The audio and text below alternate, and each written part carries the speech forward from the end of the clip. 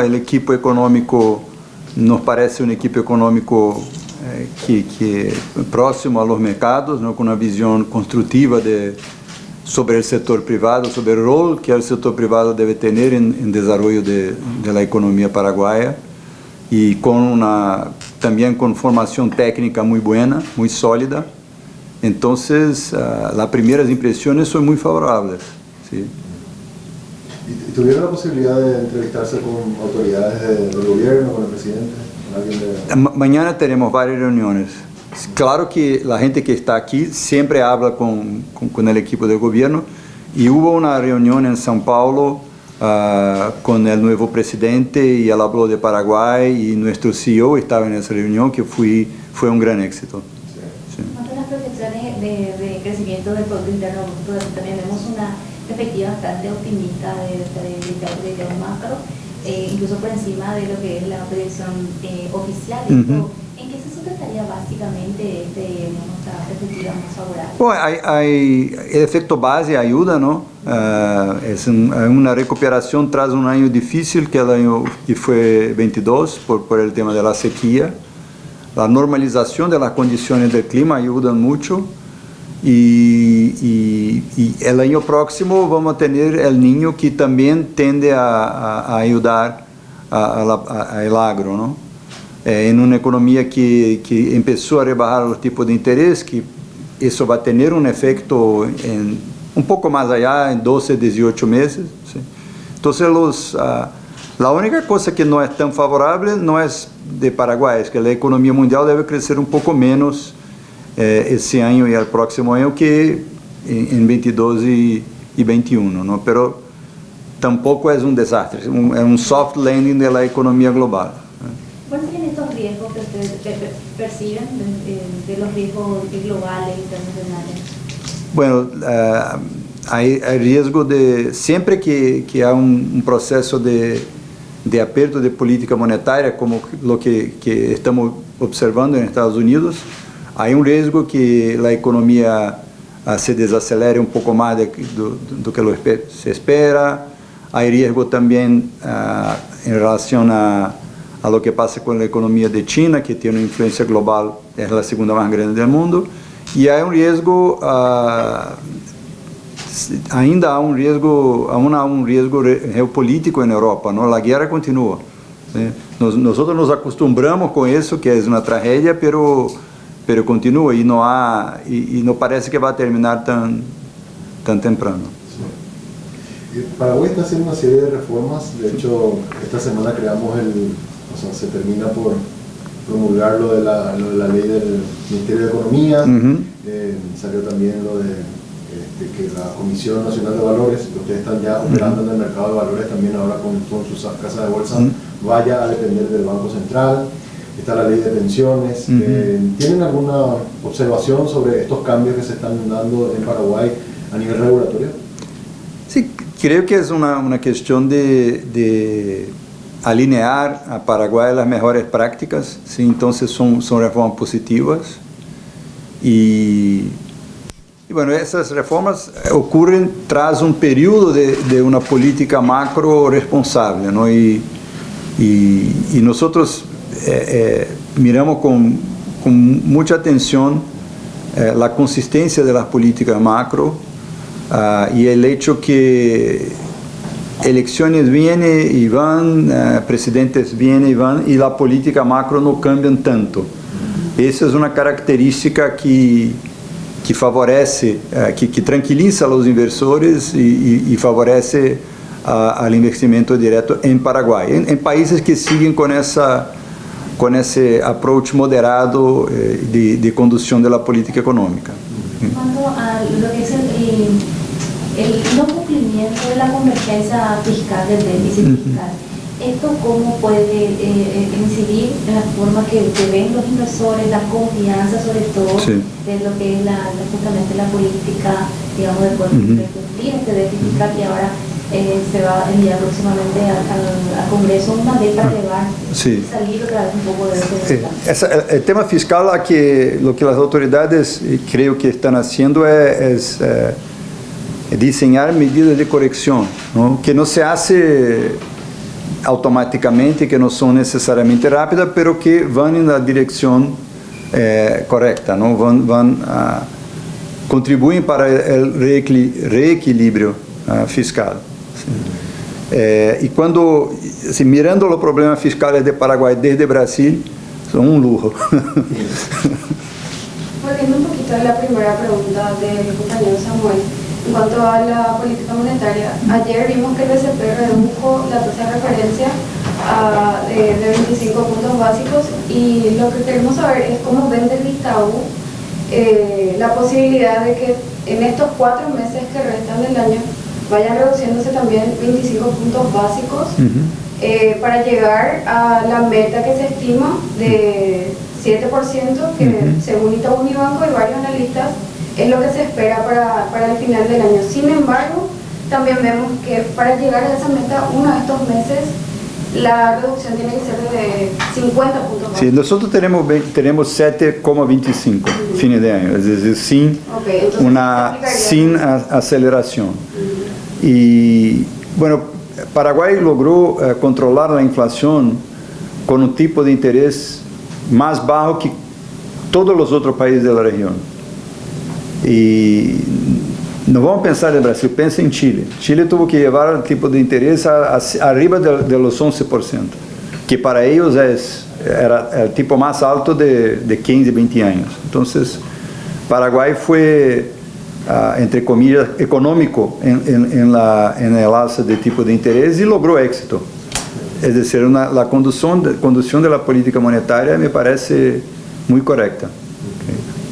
Itaú también tuvo o participó activamente este año de lo que fue esta primera emisión de bonos del Tesoro, que se pudo comercializar a nivel internacional. De hecho, estuvimos hablando con Uray y nos comentó un poco lo de la experiencia, y nos dijo que fue tan buena la experiencia que incluso hubieron preguntas, consultas del mercado tanto a nivel local como del exterior.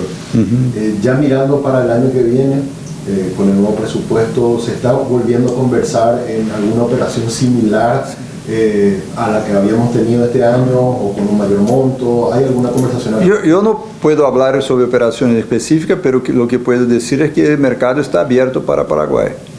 En Paraguay es una economía, una gran ventaja muy clara: la economía crece. No. Ok, no creció el año pasado, tras un problema de sequía que nadie puede controlar, ¿no? Pero normalmente es una economía que crece 3,5, 4, que es un ritmo más rápido que todos los otros países de la región. Entonces eso favorece el crédito del gobierno, el crédito soberano, y mantiene los mercados abiertos para Paraguay.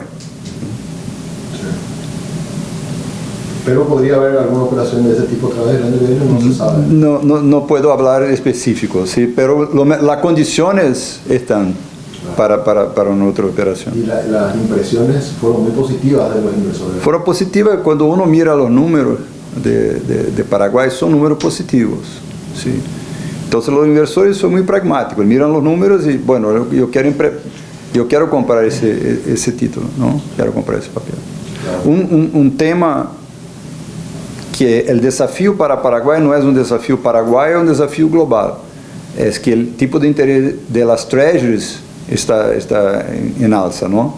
Entonces la competencia no es Paraguay con Brasil o Chile, es Paraguay con el Tesoro americano en términos de emisiones. Entonces yo creo que si hay un problema para ese tipo de operación, no es tanto por el riesgo Paraguay, sino por el riesgo de treasuries con un retorno más alto. Okay. Es el ambiente y no el país. También algunos analistas, y creo que también en parte del estudio que hace Itaú, siempre nos remarcan que Paraguay tiene una solidez macroeconómica, pero necesita diversificar más su economía. Algunos nos decían, por ejemplo, la gente del BID, que una opción sería la cuestión de la energía, otra opción sería ir mirando otros segmentos, ¿verdad? Ustedes tienen una visión similar también, como para no ser tan dependiente de lo que nos pasó el año pasado, que se cae el agro y se desbarata todo, ¿verdad? Sí, una cosa que nosotros pensamos es que iniciativas de maquila pueden ser interesantes para Paraguay y reducen la dependencia del agro, del clima. Sí. Y energía también, claro, también. Pero esa es interesante, sí. Es importante para la economía depender menos. Y el año pasado fue un ejemplo que el clima está raro, ¿no? Cada vez más raro. Entonces, uno no reducir esa dependencia de actividades que son dependientes del clima es interesante e importante, sí. Y en ese contexto estamos viendo que Itaú está incursionando con más fuerza en otros segmentos también, no solamente el bancario, sino las compañías de seguro, mercados de capitales. También ustedes están en esa política de diversificar. Sí, importante diversificar y como José Brites, nuestro CEO de Paraguay, habla siempre, la idea es sermos un one-stop shop, sí, ofrecer todo tipo de producto financiero para los clientes. Bajo el abanico, bajo el paraguas, no abanico, el paraguas Itaú. Y aparte de los negocios en los que comenzaron a incursionar, porque por ejemplo en el mercado de valores vimos que en el volumen ya están ustedes en el top 5, o sea, rápidamente se posicionaron. ¿Tienen pensado ampliar un poco más la gama de negocios que tienen? ¿O van a consolidar estos nuevos? Pues sí, hay olas, ¿no? De inversión, consolidación, después... creo que después de una ola de inversión hay que consolidar, pero eventualmente, sí, nosotros tenemos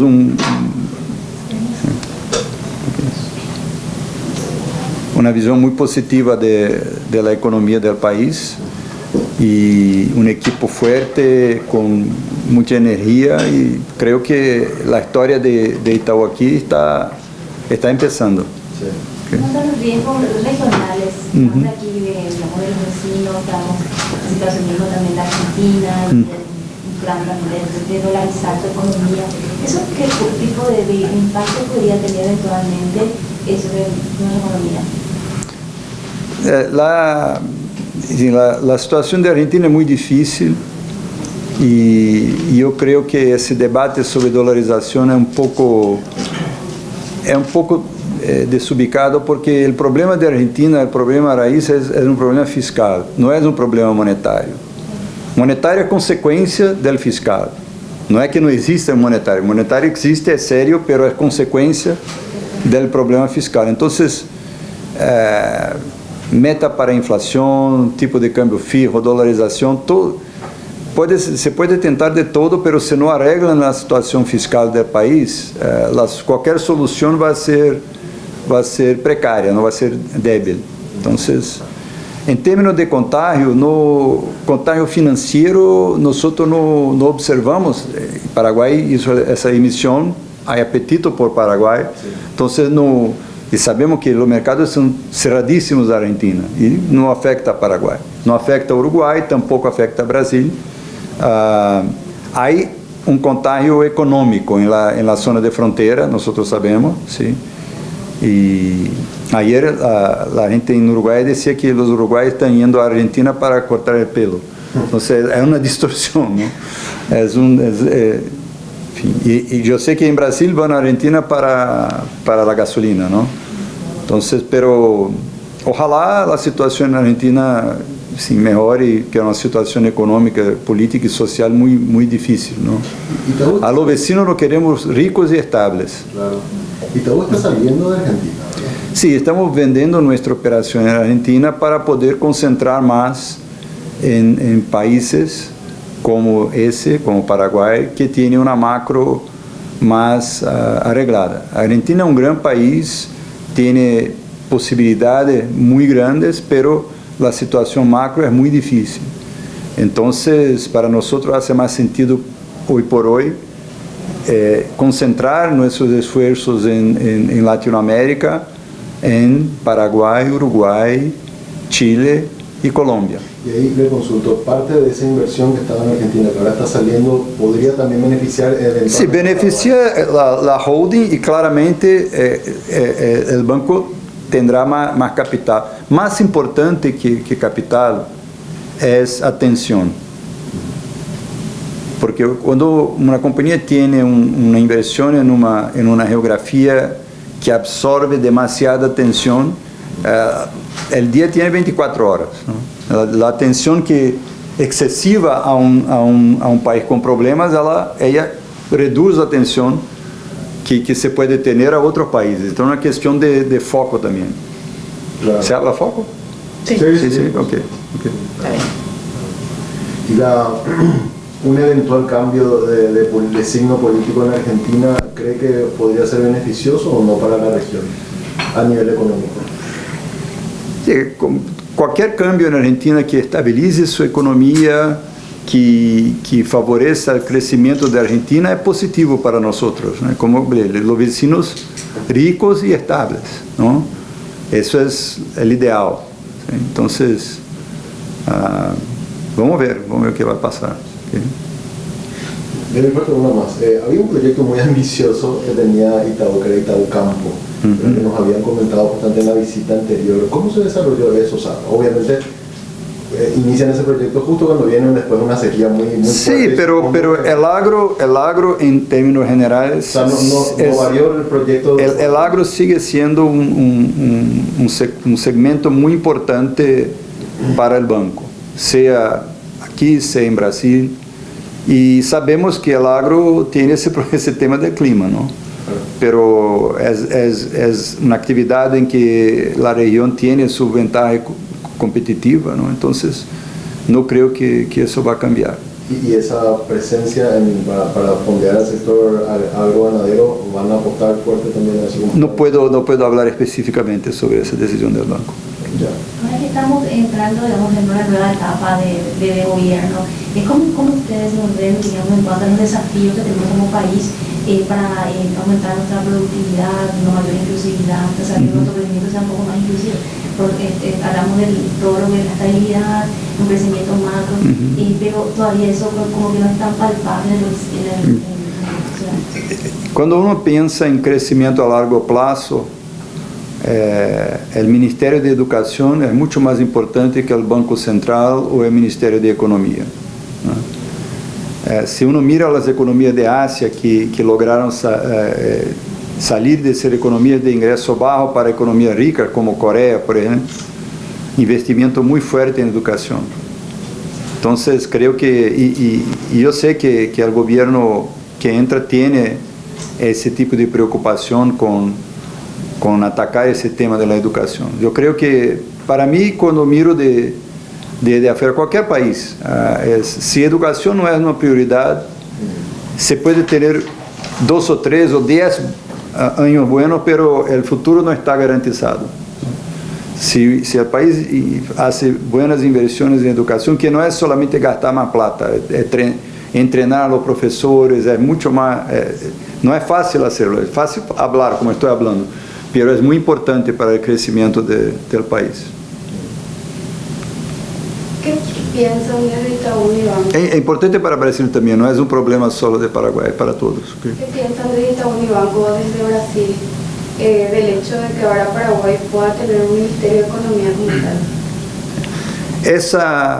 Esse Ministério de Economia pode tornar a política econômica mais ágil, não há tantas negociações intraministeriais para conseguir as coisas. Então, eu creio que pode sim facilitar a vida do governo, tornar o governo mais eficiente. ¿Y algún desafío que tenga que ustedes noten que por lo menos este gobierno debería apuntar? Paraguai tem menos de 1% do PIB em inversão estrangeira. Uruguai tem quase 7%. Então, creio que Paraguai tem um desafio de relato, um desafio de comunicação, de expor a economia internacionalmente. Nós queremos apoiar esse movimento organizando Paraguai Days, Dias de Paraguai em São Paulo, em outros estados do Brasil e fora do Brasil. E é necessário que a gente fuera de la región, fuera de los inversionistas tradicionales, sepa lo que está ocurriendo en Paraguay. Entonces hay un desafío de relato, en mi visión. Sería como que yo soy Belén también de Revista Plus. Entonces, teniendo en cuenta el punto que les había comentado el compañero Samuel, sería potenciar más la inversión extranjera, es como uno de los desafíos grandes que tiene Paraguay para estos 5 periodos de gobierno, o sea, 5 años de gobierno que tenemos. Y creo que el gobierno sabe de esa situación, entiende que es importante. No, estamos en un mundo que no es suficiente hacer la cosa cierta. Es importante que las personas sepan que el país está haciendo la cosa cierta. Trabajo en marketing sobre cómo vendernos mejor. Marketing, relatos, es fundamental. Sí. Lograr el grado de inversión también. Lograr el grado de inversión puede ser muy positivo. Sí. Yo en Brasil viví el viaje 2 veces, ¿no? Logrando y perdiendo. Y lo que puedo decir es cuando uno pierde el grado de inversión, el pool de ahorros que disponible para hacer inversión en el país disminuye muchísimo, ¿no? Entonces, si Paraguay logra llegar al grado de inversión, va a ser excelente. Nosotros estamos hace casi 10 años ya esperando esa nota. Sí. Me parece que nunca llega. Es que Paraguay ha tenido upgrades dentro del grado de subinversión, ¿no? Ese último es normalmente más difícil. Sí. A su consideración, ¿qué es lo que necesita Paraguay para poder llegar al grado de inversión? Creo que consistencia. No necesita cambiar demasiado la cosa. Consistencia, una política fiscal que direccione un ajuste para la estabilidad de la deuda y mantener un Banco Central responsable, etc. Todo eso no es un gran cambio, es más consistencia de sus políticas. Y que los vecinos no atrapalhen. Incluso Brasil.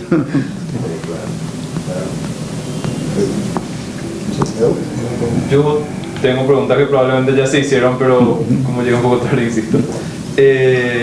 Itaú tiene una proyección de crecimiento un poquitito más auspiciosa que la oficial, que la del gobierno.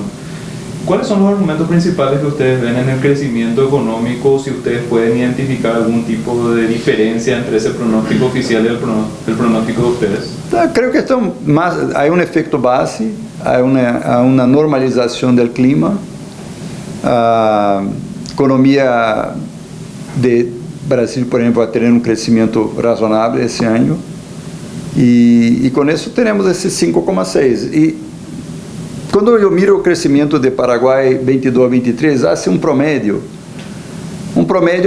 te va a dar un crecimiento ok, todavía abajo del potencial de Paraguay que es 3,5 con 4. Entonces, es más una cuestión de normalización que una gran diferencia de visión.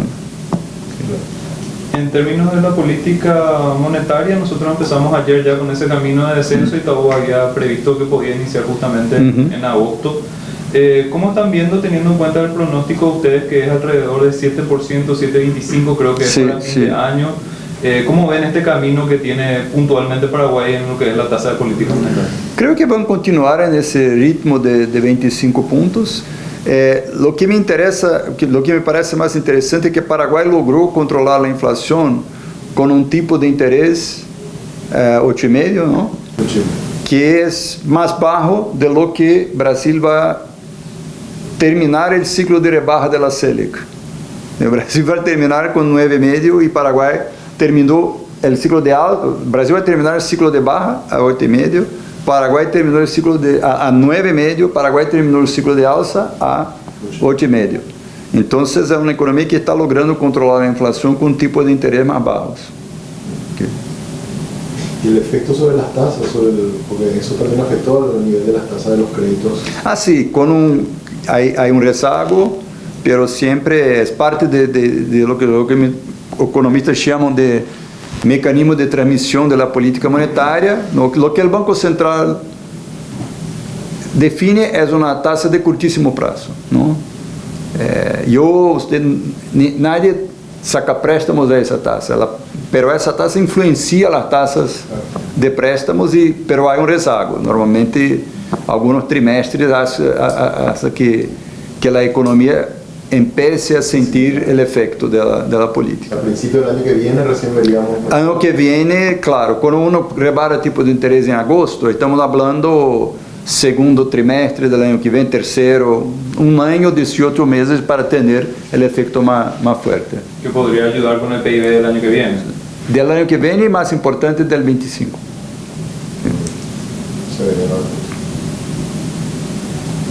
Y en cuanto a este tema de la deuda, de mi parte ya lo último, el tema de la deuda que se está hablando mucho acá en nuestro país, de repente para ustedes es algún tipo de factor que puede ir permeando un poco la confianza hacia Paraguay. ¿Les parece que pese a este tema de la deuda, Paraguay sigue siendo sólido y confiable? Sí. ¿Cuál es la evaluación que hace? La deuda puede ser un problema si el gobierno no reacciona. E parece que vai reaccionar, o que é lógico, não? Então, com uma reação do governo, me parece que a situação de deuda de Paraguai é totalmente se pode administrar, não? Se pode controlar. Não deve ser um problema tão sério. Claro que se o governo não faz nada, pero não, isso não é um cenário provável, não?